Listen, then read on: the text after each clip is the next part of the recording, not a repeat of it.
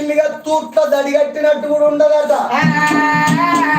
ఏం పాడైంది మొగోళ్ళది మొత్తం ఆధార్ కార్డుల కాడికి వెళ్ళి ఆడోళ్ళు వెళ్తున్నాయి. మొగోంది ఏం లేదు, ఒక్క బ్యాంకుల అకౌంట్ బుక్ ఉన్నది ఆయనతో చింపేస్తే మొగోంది ఏం లేదు. అంతా లేచింది, నిద్ర లేచింది మహిళా లోకం, దద్దరిల్లింది పురుషుల ప్రపంచము.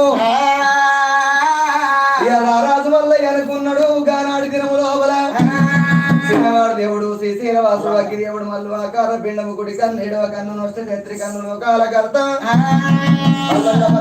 కళ్ళల్ల కలియరేకులు దండివాడు మల్లయ్య దైతల్ల సంహారి అన్నవాడు అప్పుడు అబద్ధమాడు ముందేసినాడు వెనక తీయవాడు వెనకేసిన వాడికి ముందు తీయవాడు.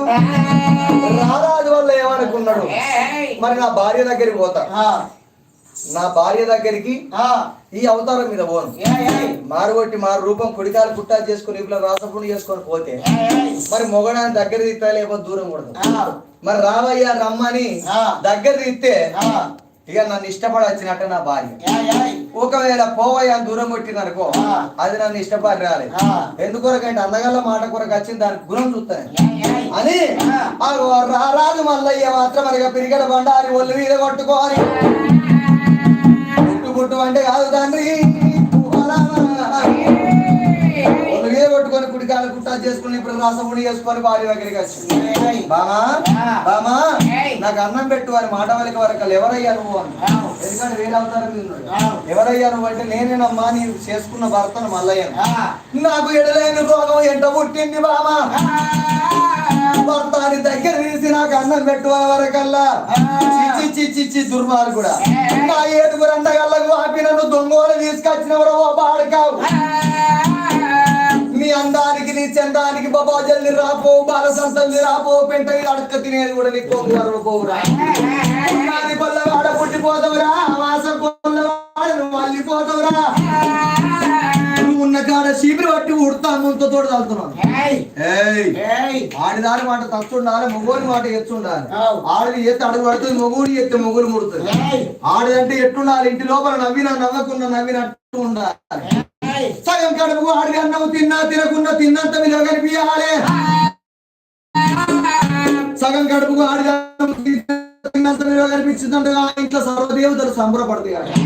ఇక ముఖం మార్చిన ఆడోళ్ళు ఉంటేనే అవో అవో ఎంగడికున్న మొగాన్ని పెట్టుకపోతారు.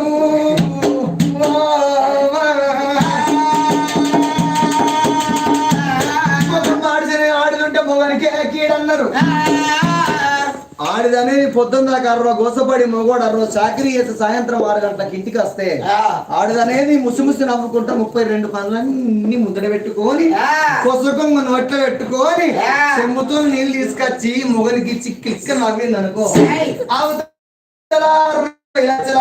మర్చిపోతాడు. కొంతమంది దూపర్తుండే సౌతులు ఉంటారు, దూపర్తుండే చెరువుల తుంగకండే